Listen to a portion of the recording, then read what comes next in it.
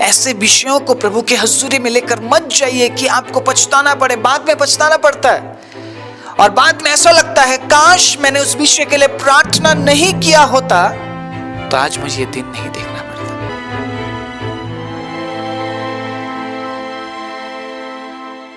आप सभी को जय मसीह की। प्रभु यीशु मसीह के नाम से मैं आप सभी का स्वागत करता हूं आज के वचन के लिए। हर दिन वचन सुनना बहुत ज़रूरी है। हर दिन परमेश्वर के वचन से अपने आप को तैयार करना बहुत ज़रूरी है, क्योंकि हमें नहीं पता अगले पल में क्या होने वाला है। हमें नहीं पता हमारे जीवन में कैसा समय आने वाला है। लेकिन अगर हम खुद को वचन के अनुसार परमेश्वर के अजीज़ों तैयार करते हैं तो हम उन तमाम हालातों का सामना कर पाएंगे। परमेश्वर आपके साथ है और परमेश्वर आपके आगे आगे चलता है, लेकिन वो चाहता है कि हम हर दिन अपने आप को वचन से तैयार करें और उसके कहे अनुसार हम चलें। इसीलिए आज इस वचन को आप सुन रहे हैं। मैं वचन दे रहा हूं या मैं परमेश्वर के वचन से बांट रहा हूं इसलिए नहीं कि मैं आत्मिक हूं। आप वचन सुन रहे हैं इसलिए नहीं कि आप आत्मिक हैं, इसलिए क्योंकि आप आत्मिक जीवन जीना चाहते हैं, इसलिए क्योंकि मैं आत्मिक जीवन में आगे बढ़ना चाहता हूं। और मैं बहुत से लोगों को देखना चाहता हूं कि वो भी आत्मिक जीवन में आगे बढ़े। परमेश्वर ने हम में से हर एक को अलग अलग काम दिया है। अलग अलग तरीके से परमेश्वर हमें इस्तेमाल कर रहे हैं, करते हैं और आगे भी करते रहेंगे। इसीलिए परमेश्वर के अजीजों, जो समय मुझे और आपको दिया गया है, जो काम हमें दिया गया है, विश्वास योग्यता के साथ अगर हम उन तमाम कामों को करते हुए हम प्रभु के वचन के साथ अगर हम आगे बढ़ेंगे, आने वाले दिनों में आप अद्भुत कामों का आपके जीवन में देखने वाले हैं। घोषणा कीजिए यीशु मसीह के नाम से। आज एक बार फिर से मैं एक बहुत ही नए विचार को लेकर आपके बीच में हाजिर हूँ। कुछ दिन पहले ये थॉट मुझे मिला है, प्रभु ने मुझे प्रकाशित किया और आज मैं आपके बीच में रखना चाहता हूँ। मैंने कई बार आपके साथ प्रार्थना के विषय में मैंने बांटा है कि प्रार्थना प्रेजेंटेशन है। प्रार्थना आपकी ओर से परमेश्वर के हजूरी में एक बलिदान भी है। तो मैंने कई बातें प्रार्थना के बारे में बताया है, लेकिन आज उसी प्रार्थना के बारे में मैं कुछ ऐसी बातें बताने जा रहा हूं जिससे आपको सुनना चाहिए। आप समझ रहे इस बात को? परमेश्वर के अजीजों, मैं नहीं चाहता हूं कि आप वचन से भटक जाए। आपको उस सत्य वचन को थामे रहना है। मुझे उस सत्य वचन को थामे रहना है जब तक हमारा प्रभु हमें लेने ना आए। हालेलुया। इसलिए हर दिन जब मैं आपके लिए वचन लेकर आता हूं तो मैं मेरे विचारों को आपके सामने में बांटना नहीं चाहता हूं। मैं चाहता हूं कि प्रभु आपसे बात करे। और आज एक बार फिर से परमेश्वर आपसे बात करने जा रहे हैं यीशु के नाम में। Praise the Lord, hallelujah. मैं देख रहा हूं बहुत से लोगों के जीवन में आज प्रभु इस वचन से कार्य करने जा रहा है और बहुत से लोग इस वचन के जरिए बदले जा रहे हैं प्रभु यीशु मसीह के नाम से। एक दिन ऐसा था मेरे जीवन में जिस दिन मैं किसी विषय के लिए प्रार्थना कर रहा था, जिस बात को मैं चाहता था। मुझे ऐसा लग रहा था कि नहीं, मुझे वो चीज पाना है।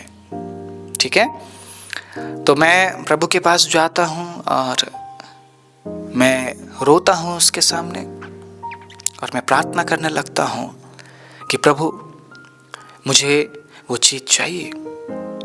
प्रभु, मैं जिस विषय के लिए प्रार्थना कर रहा हूं मुझे वो चीज चाहिए। प्रभु, आपको पता है, बड़े मधुर शब्द से मेरे कानों में कोई कहता है, इस विषय के लिए प्रार्थना मत कर, ये तेरे लिए नहीं है।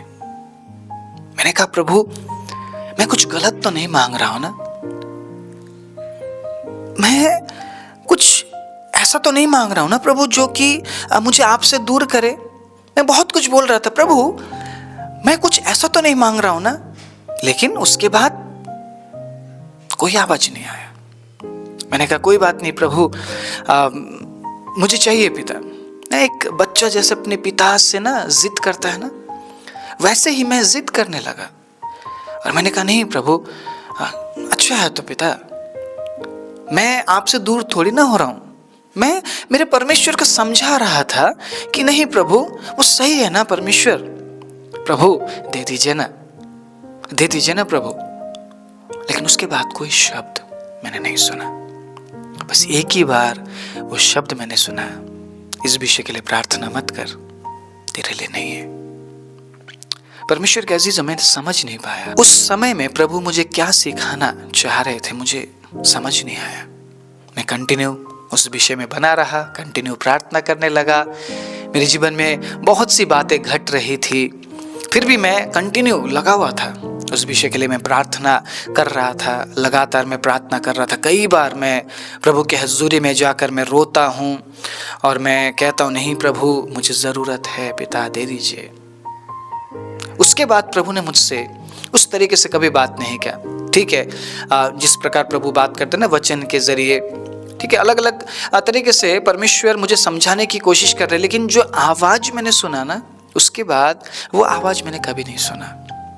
लेकिन एक दिन मुझे पता चला, जो आवाज़ मैंने सुना था परमेश्वर के अजीज हो, वो आवाज़ बिल्कुल सही था। जिस विषय के लिए मैं प्रार्थना कर रहा था, और कहीं हद तक, आज ये बात मैं आपके सामने रिवील कर रहा हूँ, कहीं हद तक मैंने प्रभु से कहा नहीं प्रभु मुझे चाहिए। मैंने जिद किया प्रभु से। ऐसा नहीं कि मैं प्रभु से दूर हो गया, नहीं, मेरा जीवन प्रभु के साथ वैसा ही था। लेकिन परमेश्वर को पता था जो बातें मैं प्रभु से मांग रहा हूं, जिस विषय के लिए मैं प्रभु से प्रार्थना कर रहा हूं, वो मेरे भलाई के लिए नहीं है। प्रभु जानते थे इस बात को, इसीलिए पवित्र आत्मा ने मुझे पहले ही बता दिया कि इस विषय के लिए प्रार्थना मत कर। परमेश्वर के अजीज हो, मुझे कुछ समय बाद पता चला, कुछ महीने बाद, कि परमेश्वर सही कह रहे थे, मैं गलत था। उस दिन फिर से एक आवाज आया, मैंने तुझे बोला था ना प्रार्थना मत कर। अब समझ आया मैं क्यों तुझे कह रहा था प्रार्थना मत कर। कई बार परमेश्वर के अजीज हो, हम ऐसी चीजें मांग लेते हैं, ऐसी प्रार्थनाएं हम प्रभु के हजूरी में करते हैं, जिसके बाद हमें पछताना पड़ता है। बेशक मैं पछताया हूं। आज मैं ये बातें आपके साथ क्यों बांट पा रहा हूं? क्योंकि मैंने अनुभव किया है। ये झूठी अनुभव नहीं है। मैं परमेश्वर के वचन के साथ में यहाँ पर हूँ, और मैं इस वचन को हाथ में लेकर मैं झूठ नहीं बोल रहा हूँ। ये कोई कहानी नहीं है, मेरे जीवन की सच्चाई है। और ऐसी बातें शायद आपने भी फेस की होगी, आपने भी सामना किया होगा ऐसे बातों का, ऐसे हालातों का। उसमें से हम क्या सीख रहे हैं? आज मैं उस प्रार्थना के बारे में बात करने जा रहा हूं जो कि आपको नहीं करना चाहिए। मैंने बहुत सी बार मैंने आपके साथ साझा किया है कि आप प्रार्थना कीजिए, हर विषय के लिए प्रार्थना कीजिए, लेकिन कुछ ऐसे विषय हैं जिनके लिए आपको प्रार्थना नहीं करना है। हालेलुया। लेकिन आपको पता कैसे चलेगा उस विषय के लिए प्रार्थना नहीं करना है? सुनिएगा, मैं आज आपको उत्साहित करना चाहता हूं। रोमियो 8 अध्याय उसके 26वें आयत को पढ़ते हुए सुनिएगा। इसी रीति से आत्मा भी हमारी दुर्बलता में सहायता करता है। वचन में साफ लिखा है कि हम दुर्बल हैं। मैं चाहे कितना ही बड़ा लंबा चीख चीख के मैं प्रचार करूं, मैं इंसान हूं। आई एम ह्यूमन बीइंग, मैं इंसान हूं और मैं दुर्बल हूं। इस संसार में बड़े से बड़े प्रचारक को आप उठा लीजिए, हर एक व्यक्ति दुर्बल है और एक दिन मरेंगे। हर एक व्यक्ति को मरना है, और इसी से हमारी दुर्बलता साबित होती है कि एक दिन हमें मरना है। चाहे मैं कितना ही प्रसिद्ध बन जाऊं, चाहे मैं कितना ही महान, इन दिनों में ना महान बोला जाता है। अरे महान सिर्फ परमेश्वर के लिए लगाना चाहिए। महान जो शब्द है ना, सिर्फ परमेश्वर के लिए। महान शब्द इंसान के लिए इस्तेमाल होना ही नहीं चाहिए, क्योंकि इंसान महान नहीं है और ना ही इंसान महान बन सकता है। हम परमेश्वर को महान कहते हैं और वो ही महान है, ना ही महान काम है, ना ही महान इंसान है।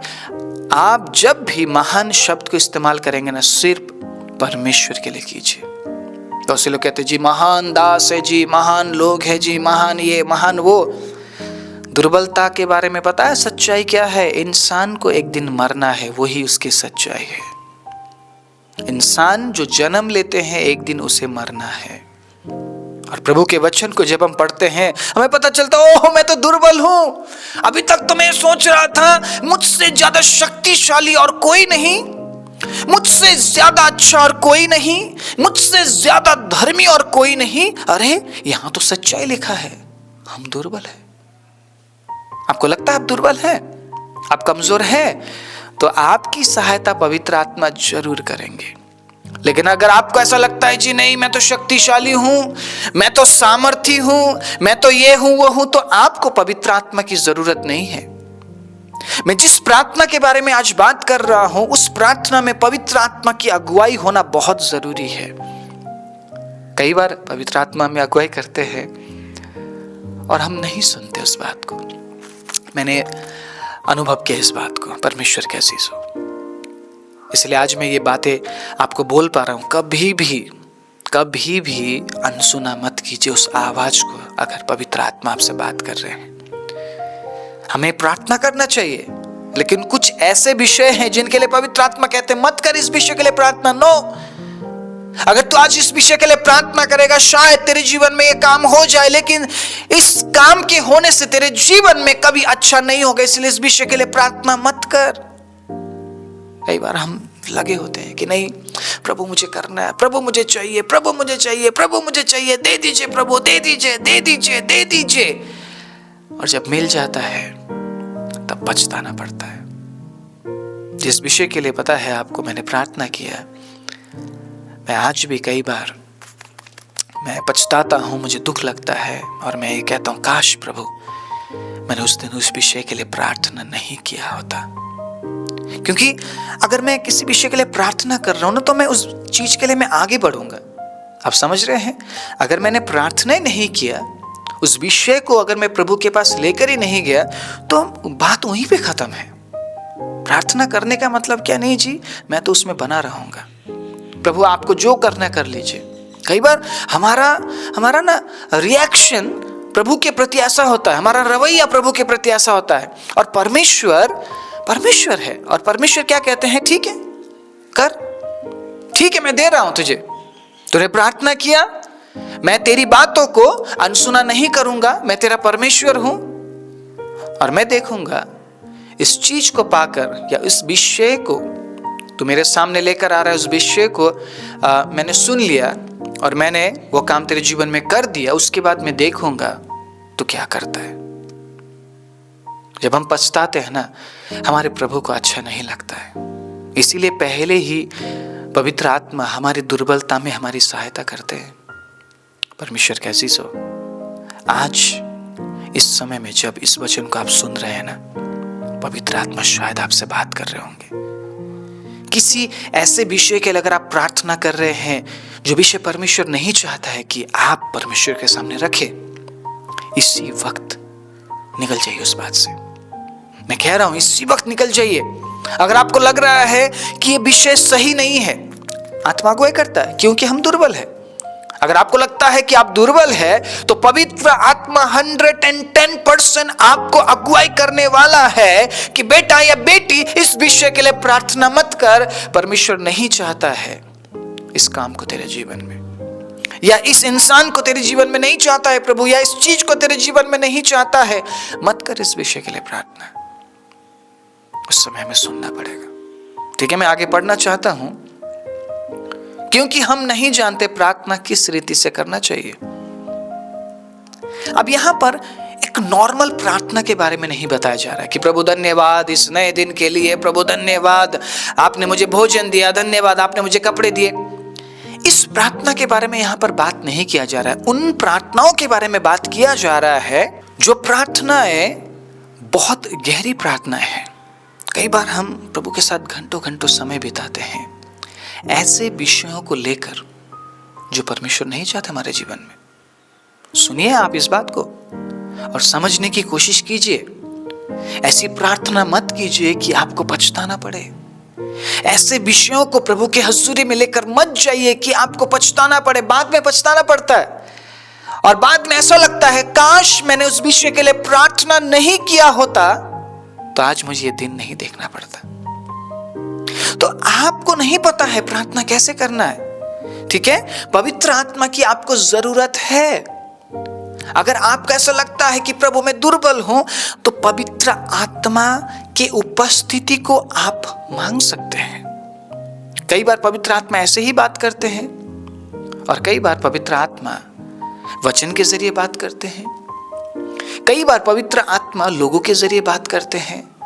कहीं ना कहीं किसी ना किसी तरीके से परमेश्वर जरूर आपसे बात करेंगे उस विषय के लिए जो विषय परमेश्वर नहीं चाहते। फिर भी हम लगे होते हैं कि प्रभु नहीं, प्रभु सुनिए ना, प्रभु थोड़ा सा सुनिए, प्रभु सुन लीजिए ना, प्रभु मुझे अच्छा लगता है इसीलिए मैं प्रार्थना कर रहा हूं। नहीं, परमेश्वर के अजीज हो, परमेश्वर आपका बुरा नहीं चाहता है, परमेश्वर मेरा बुरा नहीं चाहता है। सुनिए इस बात को, परमेश्वर हमारा बुरा नहीं चाहता, इसीलिए तो परमेश्वर उस विषय से हमें निकलने के लिए बोल रहे कि मत कर। मैंने बहुत स्पष्ट उस आवाज को सुना है, मत कर, इस विषय के लिए प्रार्थना तेरे लिए नहीं है। और मुझे आज भी रिग्रेशन मुझे फील होता है, काश मैंने उस दिन उस विषय के लिए प्रार्थना नहीं किया होता तो प्रभु आज मुझे ये ना कहना नहीं पड़ता। तो आज कई बार परमेश्वर के अजीज हो, मुझे ऐसा लगता है आज मैंने सुन लिया था उस आवाज को। आज मैं इस बात को क्यों आपसे मैं बांट रहा हूं? इनके इस भविष्य में अगर आपके साथ ऐसा होता है, तुरंत छोड़ दीजिए, तुरंत उस विषय को छोड़ दीजिए। जिन विषयों को प्रभु चाहता है आपके जीवन से, उन विषयों को आप प्रभु के हाज़िरी में रखिए। जो नहीं चाहता है प्रभु उसी समय आपको कह देंगे इस विषय के लिए प्रार्थना मत करें, कोई मतलब नहीं है। कई बार कुछ ऐसी प्रार्थना हम प्रभु के हजूरी में लेकर जाते हैं जिसका कोई मतलब नहीं है। हम सालों साल लगे हुए हैं उन विषयों को प्रभु के सामने लेकर जाने के लिए, लेकिन कोई फर्क नहीं है, कुछ नहीं हो रहा है। इसका मतलब प्रभु नहीं चाहते हैं उन कामों को हमारे जीवन में। कई बार कुछ ऐसे बिजनेसेस के लिए हम प्रार्थना करते हैं, ऐसे रिश्तों के लिए हम प्रार्थना करते हैं, ऐसे कामों के लिए हम प्रार्थना करते हैं जो कि परमेश्वर नहीं चाहते हमारे जीवन में। तो क्या आप ऐसी प्रार्थना लेकर जाना पसंद करेंगे जिसे परमेश्वर नहीं चाहता और जबरदस्ती आप अप्रूव करा ले कि नहीं प्रभु आप साइन कर दीजिए, आप अप्रूवल दे दीजिए, प्रभु मुझे बस आपसे अप्रूवल चाहिए, मुझे बस प्रभु आपका हामी चाहिए, प्रभु आप अगर हाँ बोल देंगे, आमीन बोल देंगे, प्रभु हो जाएगा। हम सालों साल प्रार्थनाओं को लेकर प्रभु के हजूरी में जाते हैं और शायद अगर हमने उस बात को प्राप्त भी कर लिया, अगर हमारे जीवन के बढ़ोतरी के लिए वो बातें ना हो, वो प्रार्थना ना हो, तो क्या फायदा। तो यहाँ पे वचन साफ कह रहा है कि हमें नहीं पता कैसे प्रार्थना करना है, क्योंकि पवित्र आत्मा जानता है कि हमें कौन से विषय के लिए कैसे प्रार्थना करना है। इसलिए पवित्र आत्मा की उपस्थिति को मांगना बहुत जरूरी है। जब कभी आप प्रार्थना करते हैं, आप जैसे आंख बंद करते हैं, आप प्रभु से आप रिक्वेस्ट कीजिए, आप विनती कीजिए कि प्रभु मुझे पवित्र आत्मा की उपस्थिति से भर दीजिए। प्रभु पवित्र आत्मा की अगुवाई में आज मैं प्रार्थना कर पाऊं, मेरी सहायता कीजिए। जब आप इन तमाम शब्दों को अच्छे हृदय के साथ प्रभु के हजूरी में लेकर जाएंगे, मैं विश्वास करता हूं पवित्र आत्मा आपकी अगुवाई करेंगे। पवित्र आत्मा 110% डेफिनेटली आपकी अगुवाई करेंगे और आप पवित्र आत्मा की इच्छा के अनुसार आप प्रार्थना कर पाएंगे। कई बार हम बहुत दुर्बल हो जाते हैं परमेश्वर के अजीजों, हम पाप में होते हैं, हम कमजोरियों में होते हैं। इसीलिए बिना पवित्र आत्मा के अगर आप प्रार्थना में आप समय बिताते हैं तो परमेश्वर के अजीजों, वो एक समय को बर्बाद करना है। परमेश्वर उन प्रार्थनाओं को नहीं सुन रहे हैं। हम दुर्बल है, हम कमजोर है, इस बात को मान लेना मतलब गलत बात नहीं है। अगर आप परमेश्वर के सामने जाकर अपनी दुर्बलताओं को आप एक्सेप्ट करते हैं तो प्रभु खुश होते हैं। आप समझ रहे हैं इस बात को? प्रार्थना ये नहीं कि अपने आप को प्रकट करना, प्रभु देखो मैं उससे अच्छा हूं, प्रभु की ये बोलना, देखो प्रभु मैंने तो उससे भी अच्छा मैंने प्रार्थना किया है, प्रभु आप देखिए मैं उस व्यक्ति से अच्छा हूं। नहीं, यीशु मसीह ने ऐसे लोगों को कपटी कहा है। दो व्यक्ति प्रार्थना करने गए, एक ने कहा प्रभु मैं ऐसा नहीं हूँ, मैं वैसा नहीं हूँ, मैं 10 मास को समय पर देता हूँ, प्रभु मैं अच्छा हूँ, बाकी सब लोग पापी है। लेकिन दूसरा व्यक्ति कहता है कि प्रभु मैं पापी हूँ, मैं अधर्मी हूँ, प्रभु मुझ पर आप दया कीजिए, मुझ पर आप अनुग्रह कीजिए, करुणा कीजिए। अपने सिर को स्वर्ग की ओर भी नहीं उसने उठाया और अपने सिर को झुकाते हुए, परमेश्वर के अजीज हो, उसने अपने आप को दुर्बल और कमजोर बनाया। यीशु ने कहा ये व्यक्ति घर गया अपने क्षमा को लेकर, इसके पापों को क्षमा किया गया, इस पर अनुग्रह किया गया, क्योंकि इसने अपने दुर्बलताओं को एक्सेप्ट किया, अपने कमजोरी को एक्सेप्ट किया। प्रार्थना का मतलब अपने आप को परमेश्वर के हजूरी में प्रकट करना नहीं है। हम क्या है उसके सामने, आप खुद बताइए, आप क्या है हम परमेश्वर के सामने? क्या हम परमेश्वर को नहीं पता हम कितने बड़े पापी हैं, हमने कितने पाप किए हैं? क्या परमेश्वर को नहीं पता? तो परमेश्वर के सामने जाकर अपने बारे में अच्छा अच्छा बोलने से ये अच्छा है कि अपनी दुर्बलताओं को प्रभु के हजूरी में रखिए कि प्रभु मैं इस जगह में प्रभु मैं कमजोर हूं। जिन प्रार्थनाओं को आप लेकर जा रहे हैं, एक बार ये बोलना कि प्रभु क्या आप चाहते हैं इन प्रार्थनाओं को सुनना? क्या आप चाहते हैं कि पिता मैं इन विषयों के लिए मैं प्रार्थना करूं? तुरंत पवित्र आत्मा अगुवाई करेंगे आपको। मैं विश्वास के साथ बोल रहा हूं, परमेश्वर के अजीजों, अगर परमेश्वर मेरे जीवन में ऐसा काम कर सकते हैं तो परमेश्वर आपके जीवन में भी ऐसा काम कर सकते हैं। आमीन।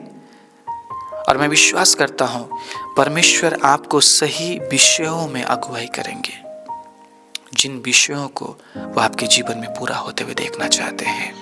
मैं आज आपको उत्साहित करना चाहता हूं ये कहते हुए, प्रार्थना कीजिए। प्रार्थना नींव है विश्वासियों के जीवन के लिए। परमेश्वर के अजीजों, बिना प्रार्थना के हम प्रभु में नहीं बढ़ सकते। लेकिन उसी जगह में बहुत से विषयों को, उसी जगह में बहुत से ऐसे विषय हैं जिनको परमेश्वर के अजीजों हमें बिल्कुल हमारे प्रार्थना के उन तमाम विषयों से हटाना पड़ेगा, जिन विषयों को प्रभु नहीं चाहते हैं। इसलिए मैं ये कहते हुए आप सभी के लिए प्रार्थना करने जा रहा हूं, प्रार्थना कीजिए, लेकिन ऐसी प्रार्थना मत कीजिए परमेश्वर के अजीजों जिन प्रार्थनाओं को करने के बाद हमें पछताना पड़े कि मैंने उस विषय के लिए क्यों प्रार्थना किया, मैं क्यों उस विषय को लेकर प्रभु के हजूरी में मैं गया। काश मैंने उस विषय के लिए प्रार्थना नहीं किया होता तो आज मुझे ये दिन नहीं देखना पड़ता। कुछ ऐसे विषय हैं जिनको परमेश्वर नहीं सुनना चाहते हैं और नहीं चाहते हैं कि वो काम आपके जीवन में हो। इसलिए आत्मा के सहायता को लेना बहुत ज़रूरी है। हम कमज़ोर है, हम दुर्बल है और हमें नहीं पता कई बार किस तरीके से प्रार्थना करना चाहिए, किन विषयों के लिए प्रार्थना करना चाहिए। इसलिए जब कभी आप प्रार्थना में बैठते हैं, आप पवित्र आत्मा के सामर्थ्य को आप मांगिए और परमेश्वर से कहिए कि प्रभु आप उन विषयों में प्रभु मुझे अगुवाई कीजिए, जिन विषय को आप चाहते हैं कि मैं उन विषयों के लिए प्रार्थना करूं, ताकि प्रभु मैं अपनी इच्छा के अनुसार नहीं बल्कि आपकी इच्छा के अनुसार मसीही जीवन में मैं आगे बढ़ सकूं और खुद को मैं अनंत राज्य के लिए तैयार कर सकूं। आइए अपनी आंखों को बंद करें। राजाओं के राजा, प्रभुओं के प्रभु, सर्वशक्तिमान जीवित दयालु पवित्र परमेश्वर, मैं धन्यवाद देता हूं जितने भी लोगों ने खुदाबंद आज इस वचन को सुना है, प्रभु उनके जीवनों में आप इस वचन के जरिए एक नया काम दीजिए, एक नया प्रकाशन आप दीजिए परमेश्वर। और प्रभु होने दीजिए कई विषय ऐसे हैं जिनको प्रभु हम आपके हजूरी में लेकर आते और हम कई बार हम ऐसा प्रभु रवैया दिखाते हैं कि पिता नहीं, आपको सुनना ही पड़ेगा। नहीं पिता, बहुत से ऐसे विषय हैं जिनको आप सुनना नहीं चाहते हैं और उन प्रार्थनाओं के अनुसार पिता आप हमारे जीवन में काम नहीं करना चाहते, क्योंकि आप हमें उस परेशानी में, उस हालत में नहीं देखना चाहते हैं जिस हालात में प्रभु हमें पछताना पड़े। इसलिए होने दीजिए जिन्होंने आज निर्णय लिया है कि पिता वो आत्मा की अगुवाई में प्रार्थना करेंगे और उन तमाम विषयों को प्रभु आपके हुजूरी में लेकर नहीं आएंगे जो विषय आप नहीं चाहते हैं। प्रभु आप उनकी सहायता और मदद कीजिए। आप तमाम लोगों की सहायता कीजिए परमेश्वर, ताकि वो ऐसे प्रार्थनाओं को लेकर प्रभु आपके हजूरी में आए जो प्रार्थना आप सुनना चाहते हैं, और जिन प्रार्थनाओं के जरिए आप उनके जीवन में नया काम करना चाहते हैं, ताकि वो खुद को और दूसरों को अनंत राज्य के लिए तैयार कर सके। एक और दिन प्रभु मैं आपके बच्चों के जीवन में पिता मैं आपके चंगाई की घोषणा करता हूँ, छुटकारे की घोषणा करता हूँ प्रभु। मैं आपके खुदाबंद आशीष की घोषणा करता हूँ और बढ़ोतरी की, और साथ ही मैं आपकी उपस्थिति की घोषणा करते हुए प्रार्थना प्रभु यीशु मसीह के नाम से मांगता हूँ, आमीन।